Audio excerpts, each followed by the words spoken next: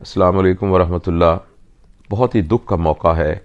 اور میں یہ کہوں گا کہ ایک طرح کی نیشنل ٹریجڈی ہے جو کچھ مری میں ہوا کہ بہت سارے سیاح اپنی چھٹیاں گزارنے کے لیے اور پھر ویکنڈ بھی آ رہا تھا تو مری کے لیے روانہ ہوئے، لیکن وہ بیچارے کاروں کے اندر ہی قید ہو کر خالق حقیقی سے جا ملے، اور یہ بہت ہی دکھ کی بات ہے اور بہت ہی ایک نیشنل ٹریجڈی ہے۔ اور آپ اندازہ لگائیے کہ پورے کے پورے خاندان جو ہیں وہ اس دنیا سے چلے جائیں تو وہ اس پوری فیملی پہ کیا گزر رہی ہوگی۔ میں نے جو تھوڑی سی سرچ کی ہے، میرے خیال میں ایسا ہوا ہے کہ مری میں چونکہ کیپیسٹی کم تھی اور بہت سی کاریں جو ہیں شہر میں داخل نہیں ہو سکیں اور ٹریفک جیم ہو گئی اور وہ سڑک پر ہی رستے میں رک گئی، اور رات کو پھر شدید برف باری ہوئی، اور جب برف باری ہوئی تو وہ لوگ اپنی گاڑیوں میں ہی بیٹھے رہے اور اندر سے انہوں نے اپنے انجن کو اور ہیٹرز کو آن رکھا، اور جب برف کی سطح بلند ہوئی تو پیچھے سے جو ایگزاسٹ اور ڈرین انجن کی پائپ ہوتی ہے وہ بند ہو گئی، جس کے بند ہونے کی وجہ سے زہریلی گیسیں جن میں کاربن مونو آکسائڈ سر فہرست ہے وہ کیبن میں جانا شروع ہو گئی۔ اور آپ لوگ جانتے ہیں کہ کاربن مونو آکسائڈ پوائزننگ جو ہے وہ اس طریقے سے ہوتی ہے کہ جو ہی ہم سانس کے ساتھ کاربن مونو آکسائڈ اندر لے جانا شروع کرتے ہیں تو ایک غنودگی اور نیند کی کیفیت طاری کر دیتی ہے، اور آدمی سوتے سوتے ہی اس دنیا سے چلا جاتا ہے۔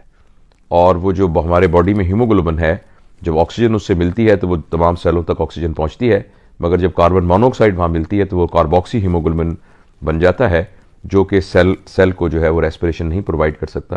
اور اس سے انسان کی ہلاکت ہو جاتی ہے۔ تو بدقسمتی سے یہی ہوا ان تمام لوگوں کے ساتھ، کیونکہ جو ویڈیوز دیکھنے میں آئی ہیں جب گاڑیوں کو کھولا گیا تو وہ سب لوگ سو رہے تھے اور وہ ابدی نیند سو رہے تھے اور اس دنیا سے چلے گئے۔ تو جہاں یہ ایک نیشنل ٹریجڈی ہے وہاں یہ بھی بہت ضروری ہے کہ ہم اس بات پر غور کریں کہ کیا اس کو پریونٹ کیا جا سکتا تھا، ایسا آخر کیوں ہوا۔ اس سلسلے میں میں یہ سمجھتا ہوں کہ ہماری جو اتھارٹیز ہیں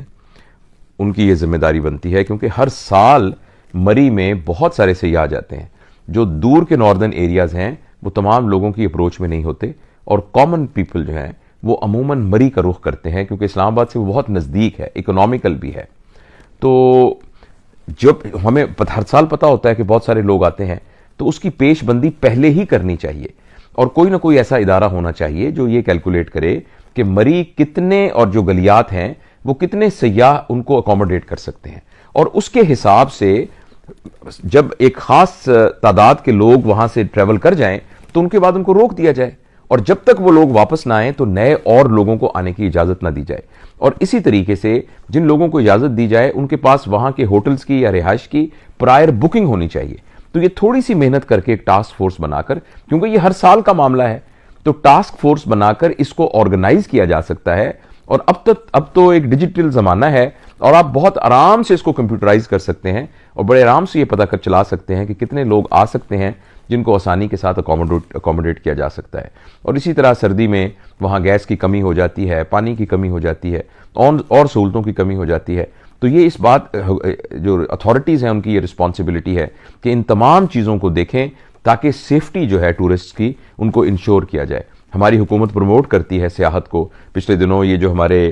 وزیر اطلاعات ہیں ان کا بہت ایک ٹویٹ بھی آیا تھا، انہوں نے یہ کہا تھا کہ چونکہ سیاحت کو بہت فروغ مل رہا ہے جس کی وجہ سے ہماری اکانومی موو کر رہی ہے، اور یہ بہت اچھی بات ہے، مگر ساتھ ساتھ لوگوں کو موٹیویٹ کرنے کے علاوہ یہ بھی تو ایک رسپانسبلٹی ہے نا کہ ان سیاحوں کا خیال بھی رکھا جائے اور ان کے لیے جو سہولتیں ہیں وہ پرووائڈ کی جائیں۔ اور دوسری طرف میرے خیال میں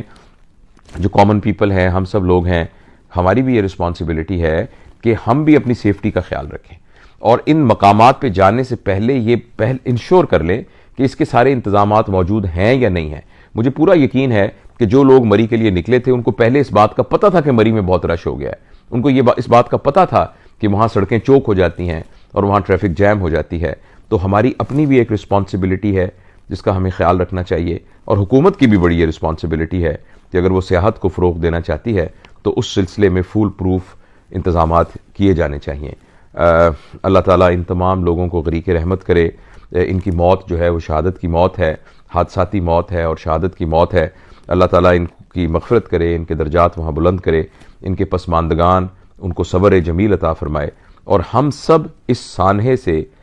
جہاں پریشان ہوں، جہاں ہم دکھی ہوں، وہاں یہ سبق بھی سیکھیں کہ اس قسم کے واقعات کو پریونٹ کرنے کے لیے آئندہ ہماری کیا رسپانسبلٹی ہے اور اداروں کی اور اتھارٹیز کی کیا رسپانسبلٹی ہے. بہت بہت شکریہ.